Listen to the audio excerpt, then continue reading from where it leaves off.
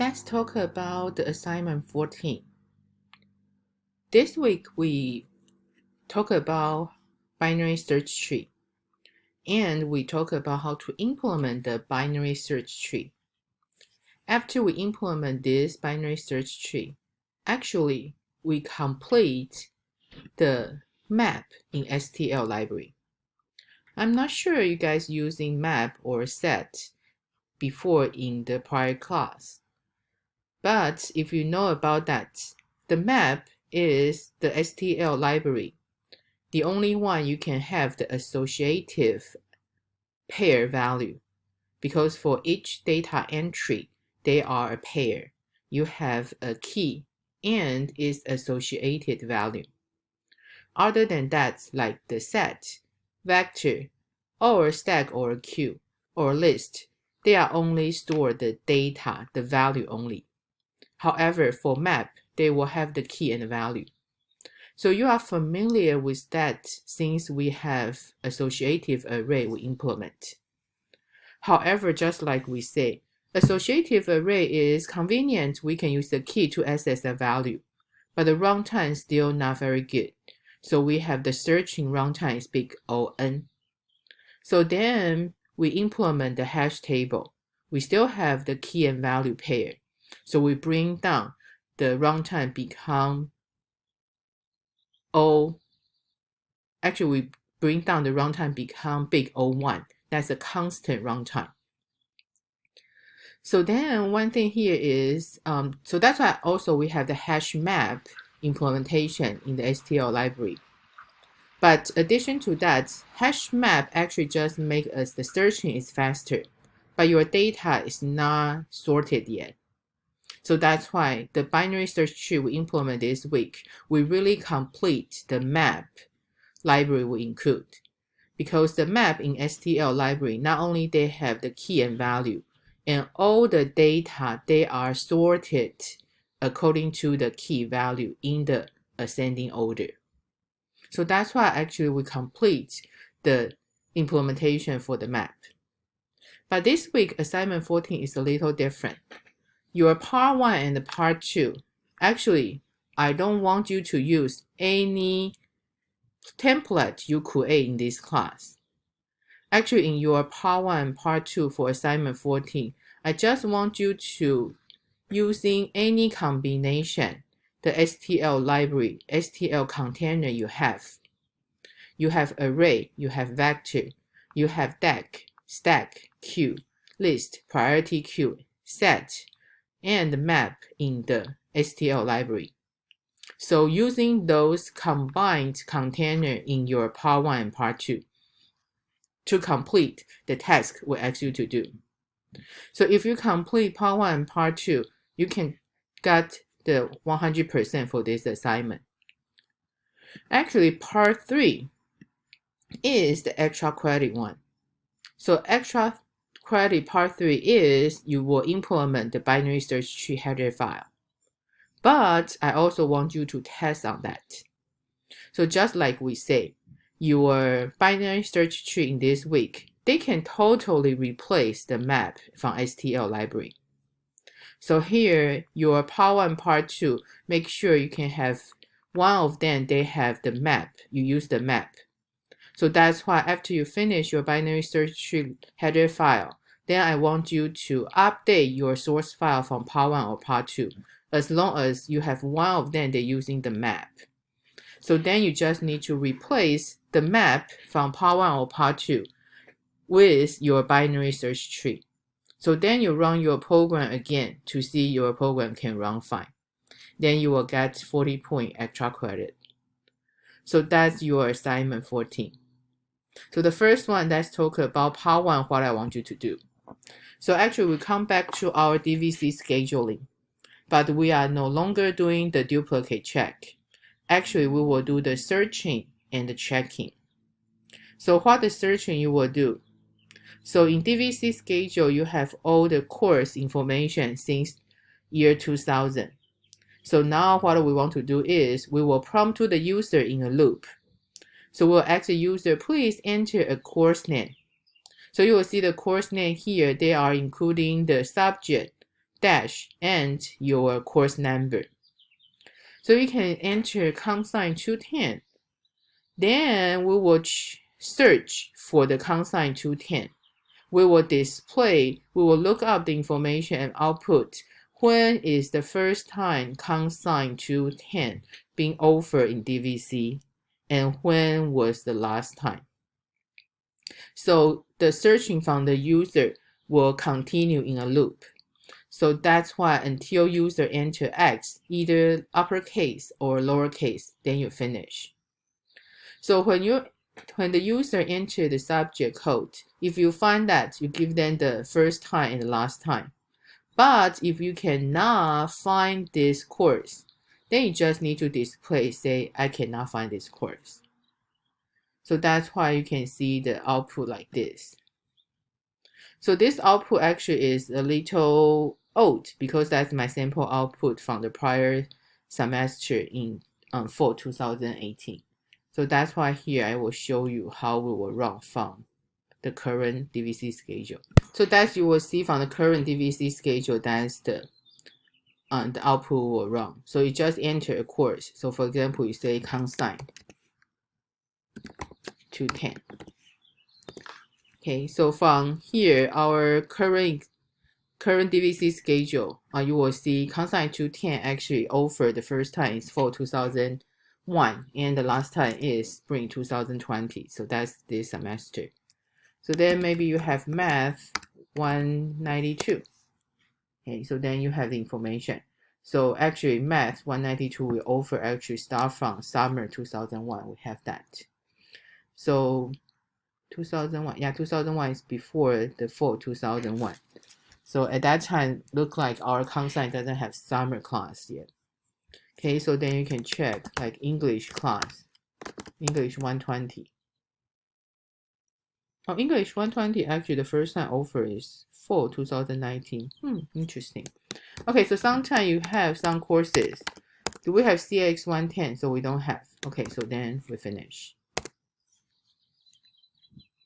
Okay, so then you can think about how you will work on your part 1. But you need to remember one thing is, when we say the semester, right?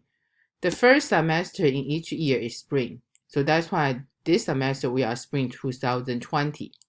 So the summer section is summer 2020. Then the next one we have fall 2020. So every year our semester is spring, summer, then fall.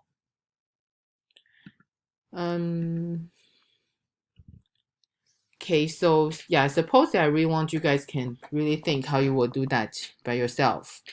Okay, but here I will give you the hint is how you can store your data. So actually you still need to do the parsing to read all the section from your DVC scheduling. But now after you have the course name, so then actually the trend is important, right? So that's why you will see here, actually you can create a map. So here the key is the course name, like COMSC210, Math 192. So that's your key. According to your course name, you have the key. The key value is what?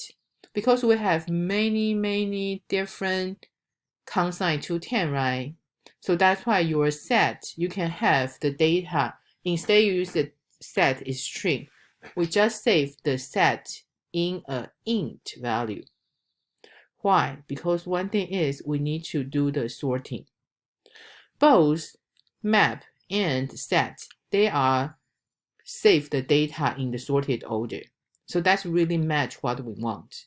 Because what we want is, if I enter the COMSC, I need to know the first section, first semester and the last semester. So that's why you can save that information into a set. And also set, they won't repeat to have duplicate data. So why we need to do the int? Because when you see summer 2017, summer 2017, fall 2017, you really don't have the order is what we want. So the only thing we can do is we make the spring is 1. So summer is 2, fall is 3. So then you need to think about after you separate the semester and the year. So then we can using the year spring equal to 1 kind of append equal to the 2017. So of course integer you are not appended to, right? So this one is you need to make the year times 10 plus your spring is 1. So after you have the number like this for each term, that's why you can see I can be in the sorted order. Spring will before summer, then before fall. So that's why the set actually they will store the value into ascending order. So then how you will add each section, you just need to do the map name. Your key is a string for the course name. Then you just insert the semester information you convert to the int. Then you insert into your set. So then when you do the searching, you just need to find your key value. So after you find your key value, actually they will return a set, right? So then you just see how you will find the first element in your set and the last element in your set. So this one actually in container, we have the begin and the end, or you have begin and R begin. So either way you can use for that. So that's the first one, DVC schedule search. So the next one in part 2 you will do is DVC schedule check. So DVC schedule check is what? It's sometimes our course, remember before we said we have the duplicate course. That's because your term and the section, they are the same one. So then we say they are the duplicate section. So any duplicate data, we just ignore that.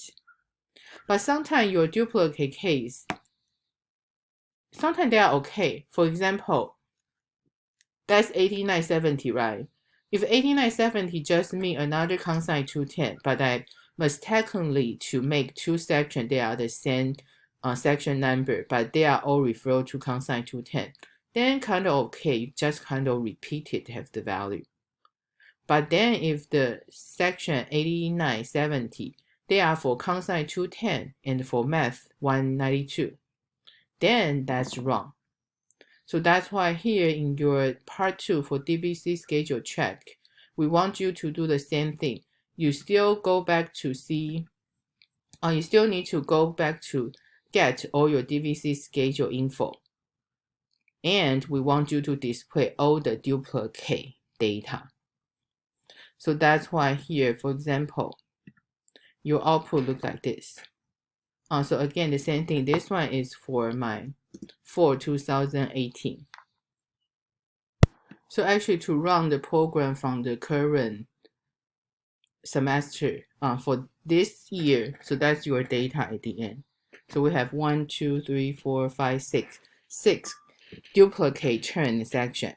So you will see when you list, they using this, they are in the same turn with the same section number, and they are in different courses. So then how to do that? You still the same thing you can think about is we can have a key. So the key actually is the turn and the section. We use the key in the map. So then the map value actually is, you can make a set for different courses. They are using the same turn and the section name. So why you want to make the, using the set actually, the good thing we choose the value as a set is set doesn't have the duplicate data. If we want to put in the array or vector or some other STL library container, they cannot avoid duplicate. So for our case, because we say if you have the same turn and the section number, but if your course section is this, if you are the same course, so then we don't consider they are duplicate. So then you don't really need to display that. So that's why you can think about your way. So the same thing here. You can think about that earlier I explained. You can have a map. So this map, the key is your string for the term plus section combined together. So then once you see you have the same term and section, then you just need to add that course into the set. So the set actually is the string. So then you can have all the duplicate course name under the same data. So that's for part 2.